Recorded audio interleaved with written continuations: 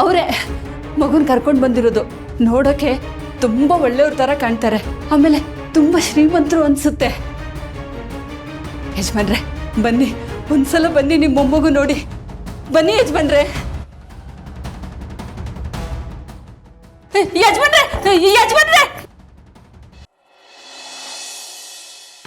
ಕಾರ್ತಿಕೇಯ, ಮರಿಬೇಡ ಕಣೋ, ನೀನು ಮಗುನ ಇಲ್ಲಿ ಕರ್ಕೊಂಬಂದಿರೋದಕ್ಕೆ ಅವರು ನಿನ್ನನ್ನು ಹಾಡಿ ಹೊಗಳಿ ಅಟ್ಟಕ್ಕೇರಿಸಿ ಅವರು ಏನು ಬೇಕು ಅಂತೇಳಿ ತಂದು ನಿನ್ನ ಎದೆ ಮೇಲೆ ಸುರಿತಾರೆ. ಅದನ್ನು ಬೇಡ ಅನ್ಬೇಡ ಅಂತ. ಮತ್ತೆ ಮಗುನ ತಾಯಿ ಹತ್ರ ಸೇರಿಸ್ತಿರೋದೇ ಪುಣ್ಯದ ಕೆಲಸ. ಇದಕ್ಕೂ ನಾವು ದುಡ್ಡು ಎಕ್ಸ್ಪೆಕ್ಟ್ ಮಾಡಿದ್ರೆ ವ್ಯವಹಾರ ಆಗೋಗುತ್ತೆ. ತಾಯಿ ಮಗು ಪ್ರೀತಿಗೆ ಬೆಲೆ ಕಟ್ಟಕ್ಕಾಗತ್ತಕ್ಕಂತ. ಮತ್ತೆ ಈ ಹುಡುಗಂಗೆ ಹೆಂಗಪ್ಪ ಹೇಳಿ ನಾನು? ಲೇ ಕಾರ್ತಿಕೇಯ, ಇವಾಗ ಪ್ರೀತಿ ಅಂದ್ರೇ ವ್ಯವಹಾರ ಕಣ, ಅರ್ಥ ಮಾಡ್ಕೋ ಸ್ವಲ್ಪ. ನೋಡು, ಅವರು ಏನೇ ತಂದು ಕೊಡಲಿ, ಏನೇ ತಂದು ನಿನ್ನ ಎದೆ ಮೇಲೆ ಸುರಿತಾರಲ್ಲ, ಅದನ್ನು ಹಂಗೆ ತಳ್ಳಿ ನನ್ನ ಎದೆ ಮೇಲೆ ಸುರಿ, ಗೊತ್ತಾಯ್ತಾ? ನಾನಾರು ನೆಮ್ಮದಿಯಾಗಿರ್ತೀನಿ ಕಣ.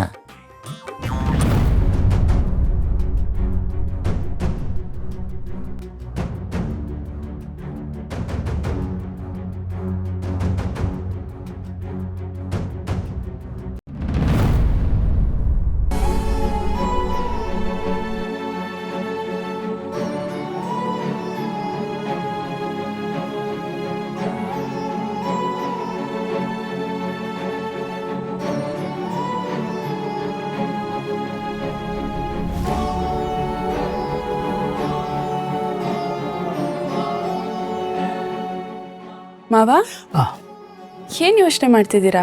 ಶ್ರಾವಣಿಮ್ಮ, ನಮ್ಮ ಸುಬ್ಬು ಇಷ್ಟೊತ್ತಿಗೆ ಅಲ್ಲಿ ಹೋಗಿ ಸೇರಿರ್ತಾನಲ್ವಾ, ಮಗುನ ಅವ್ರ ಕೈಗೆ ಒಪ್ಸಿರ್ತಾನಲ್ವಾ, ಅವರೆಲ್ಲ ಒಳ್ಳೆ ಮನಸ್ಸಲ್ಲಿ ಮಗುನ ಒಪ್ಕೊಂಬಿಟ್ರೆ ನಮ್ಮ ಸುಬ್ಬು ಬೇಗ ಬಂದ್ಬಿಡ್ಬೋದಲ್ವಾ?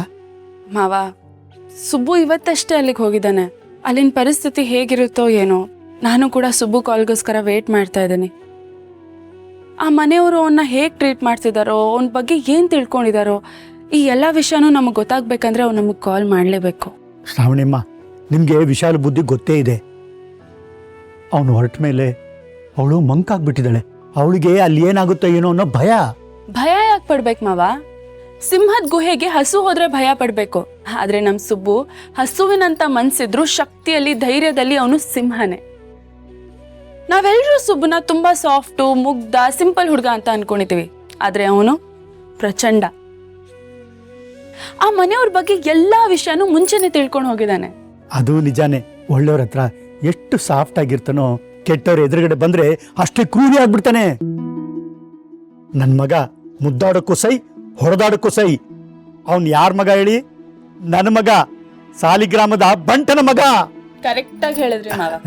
ನಿಮ್ ಮಗ ಕ್ಲಾಸು ಹೌದು, ಮಾಸು ಹೌದು. ಅಲ್ಲಿ ಏನೇ ಪರಿಸ್ಥಿತಿ ಎದುರಾದ್ರೂ ಅದನ್ನೆಲ್ಲ ಚೆನ್ನಾಗಿ ನಿಭಾಯಿಸ್ತಾನೆ.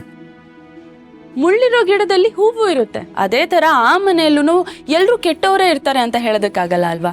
ಯಾರಾದ್ರೂ ಒಬ್ರು ಒಳ್ಳೆಯವ್ರು ಇದ್ದೇ ಇರ್ತಾರೆ. ಅಂತವ್ರ ಜೊತೆ ನಮ್ ಸುಬ್ಬು ಸೇರಿ ಆ ಮನೆಯವ್ರ ಮನ್ಸನ್ನ ಬದಲಾಯಿಸಿ ಆ ಮಗುನ ಆ ಮನೆಗೆ ಒಪ್ಸಿ ಬರ್ತಾನೆ. ಅಷ್ಟಕ್ಕೂ ನಮ್ ಸುಬ್ಬು ಏನಾದ್ರೂ ಕೆಟ್ಟದನ್ನ ಮಾಡಕ್ ಹೋಗಿದಾನ ಅಲ್ಲಿ? ಆ ಮನೆ ಮಗುನ ಅವ್ರಿಗೆ ಒಪ್ಸೋದಕ್ ಹೋಗಿದಾನ ಅಷ್ಟೇ. ಅದನ್ ಬಿಟ್ಟು ಆ ಮಗುಗೂ ನಮ್ ಸುಬ್ಬುಗೂ ಯಾವ ಸಂಬಂಧನೂ ಇಲ್ಲ. ಹೌದಲ್ವಾ? ನಮ್ ಸುಬ್ಬುಗೂ ಆ ಮಗುಗೂ ಆ ಮನೆಗೂ ಇನ್ಯಾವ ಸಂಬಂಧ ತಾನೇ ಇದೆ? ಆ ಮಗುನ ಸೇಫಾಗಿ ಮನೆಗೆ ತಲುಪಿಸ್ಬಿಡ್ತಾನೆ ನನ್ನ ಮಗ.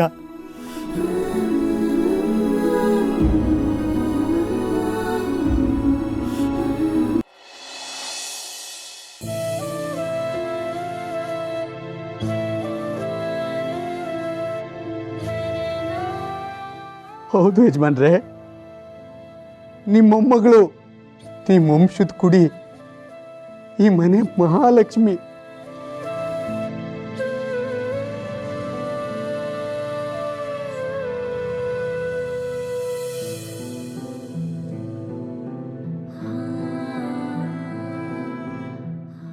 ಎಂದ ಏನಂದೆ ನೀನು? ಇನ್ನೊಂದ್ಸರ್ತಿ ಹೇಳು.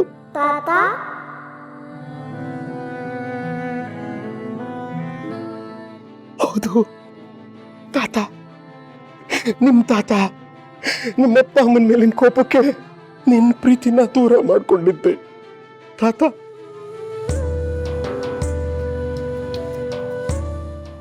ಆಹಾ, ಅಂತೂ ಮೊಮ್ಮಗಳ ಮಾತು ನಮ್ಮ ಯಜಮಾನ್ರ ಮನಸ್ಸನ್ನೇ ಕರಗಿಸ್ಬಿಡ್ತು. ಪ್ರೀತಿ ವಾತ್ಸಲ್ಯದ ಮುಂದೆ ಕೋಪ ಕೆಲಸ ಮಾಡಲ್ಲ ಅನ್ನೋದು ಇನ್ನೊಂದ್ಸಲ ಸಾಬೀತಾಗೋಯ್ತು. ಯಜಮಾನ್ರೆ, ನಿಮ್ ಮೊಮ್ಮಗಳನ್ನ ಕರ್ಕೊಂಬಂದಿದ್ದೆ ಈ ಮನೆ ಅಳಿಯಂದ್ರು. ಇಷ್ಟು ವರ್ಷ ಏನೇನಾಯ್ತೋ ಅದೆಲ್ಲ ಮುಗ್ದೋದ್ ಕತೆ. ಅದೆಲ್ಲ ಮರ್ತು ಅಳಿಯಂದ್ರನ್ನ ಕ್ಷಮಿಸ್ಬಿಡಿ ಯಜಮಾನ್ರೆ, ಕ್ಷಮಿಸ್ಬಿಡಿ. ಅದು ಅಳಿಯ ಅಂದ್ರೆ ಅಯ್ಯೋ, ನೀವು ಮಾತಾಡ್ಬೇಡಿ ಅಳಿಯಂದ್ರೆ, ಅದ್ರ ಬಗ್ಗೆ ಆಮೇಲೆ ಎಲ್ಲ ಕೂತ್ ಮಾತಾಡೋಣ. ಈಗ ಸುಮ್ಮನಿದ್ಬಿಡಿ. ರಾಜಪ್ಪ, ಸರಿಯಾಗಿ ಹೇಳ್ದೆ ನೀನು. ಉಳಿದಿದ್ದನ್ನೆಲ್ಲ ಆಮೇಲೆ ಕೂತು ಮಾತಾಡೋಣ. ದೂರದಿಂದ ಬಂದಿದ್ದಾರೆ, ಕೈಕಾಲು ಮುಖ ತೊಳ್ಕೊಂಡು ಊಟ ಮಾಡೋಕೆ ಹೇಳು.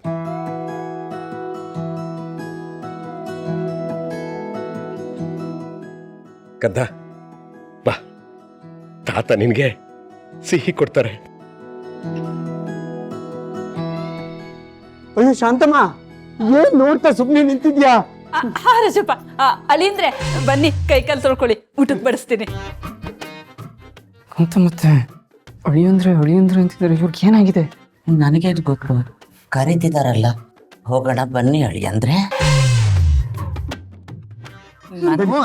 ಅಯ್ಯೋ ಬನ್ನಿ ಬನ್ನಿ ಅಳಿಯಂದ್ರೆ, ಬನ್ನಿ ಬನ್ನಿ ಅಲ್ಲ ಬನ್ನಿ, ನೀವು ಬನ್ನಿ.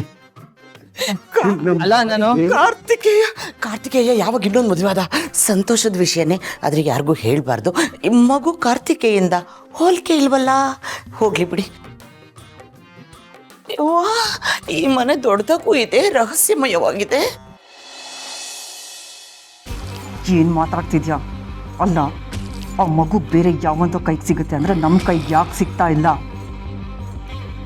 ಆ ಹುಡ್ಗನ ಮನೆಗೆ ಹೋಗಿದ್ದೆ ಅಲ್ವಾ, ಅವನ ಅಡ್ರೆಸ್ ಕಳಿಸು, ನಾನು ಬೇರೆ ಹುಡುಗರನ್ನ ಕಳಿಸ್ತೀನಿ. ಮೇಡಮ್, ಅಲ್ಲಿ ಹೋಗಿದ್ದು ಯಾವ ಹುಡುಗರು ಸಿಗ್ತಾ ಇಲ್ಲ, ಎಲ್ಲ ಭಯ ಬಿದ್ದು ಓಡೋಗಿದ್ದಾರೆ. What non sense! ಹೀಗೆ ಹೇಳಕ್ ನಾಚಿಕೆ ಆಗಲ್ವಾ ನಿನಗೆ? ನೋಡು, ಎಷ್ಟು ದುಡ್ಡು ಖರ್ಚಾದ್ರೂ ಪರವಾಗಿಲ್ಲ, ನನಗೆ ಆ ಮಗು ಬೇಕು ಅಷ್ಟೇ. ಇಡಿಯಟ್ಸ್.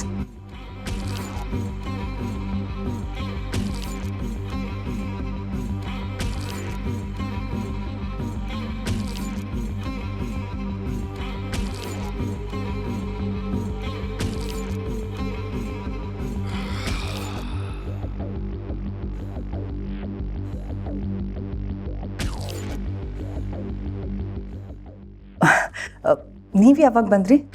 ಯಾರ ಜೊತೆ ಮಾತಾಡ್ತಿದ್ದೆ? ಯಾರ ಜೊತೆನೂ ಇಲ್ವಲ್ಲ.